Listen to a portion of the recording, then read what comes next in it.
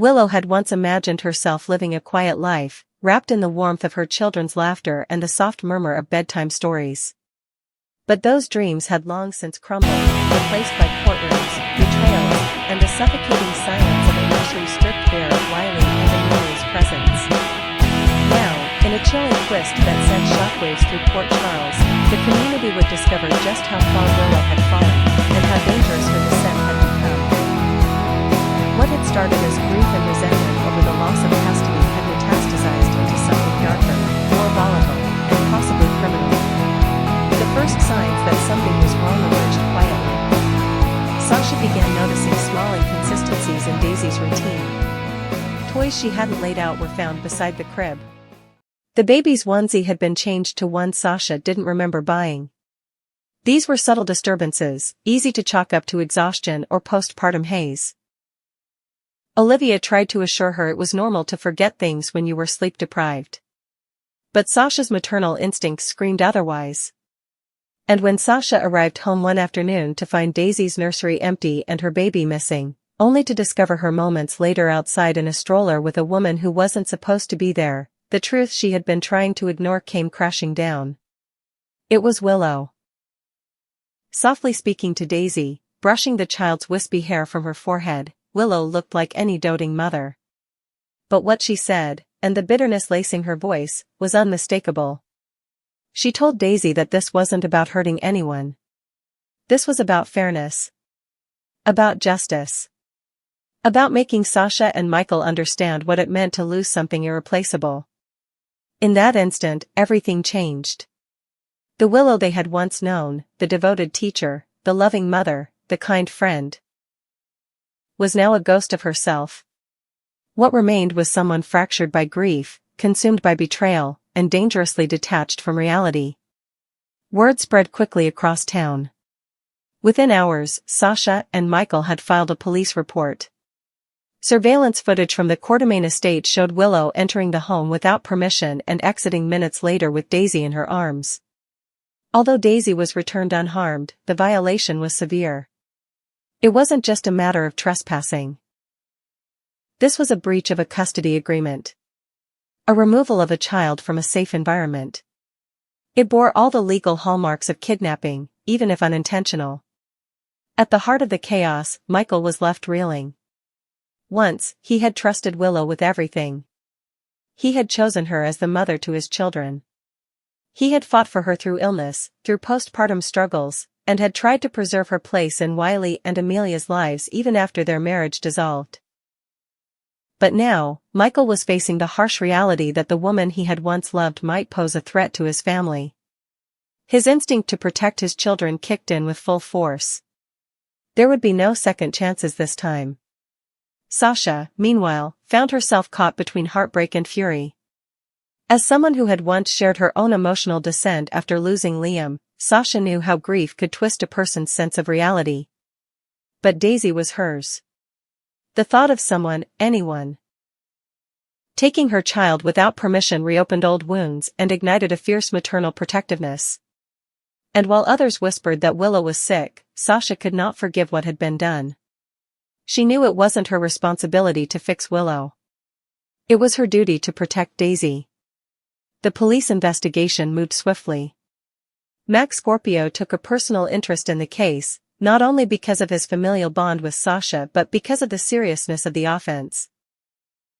The law could not make exceptions, even for someone suffering emotionally.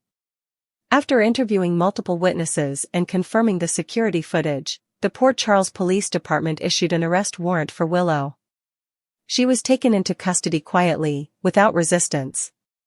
But the image of her being escorted from her home in handcuffs would remain burned into the memories of those who once knew her as something else entirely.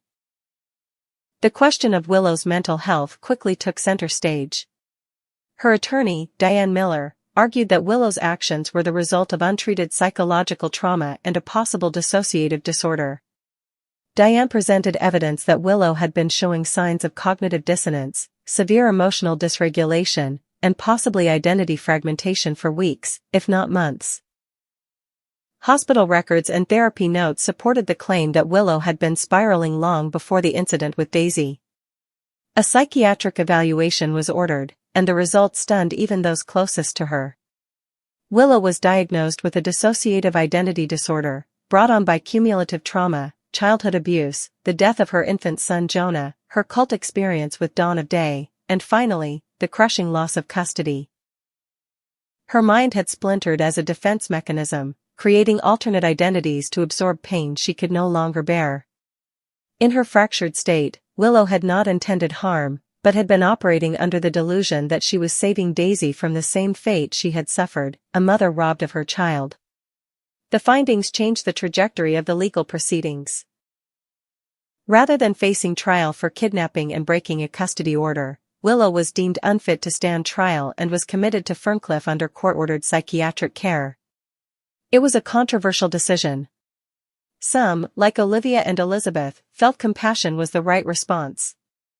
Others, including Sasha and Michael, believed accountability was necessary, regardless of mental illness. The court allowed supervised visits between Willow and her legal team, but denied any contact with Wiley or Amelia.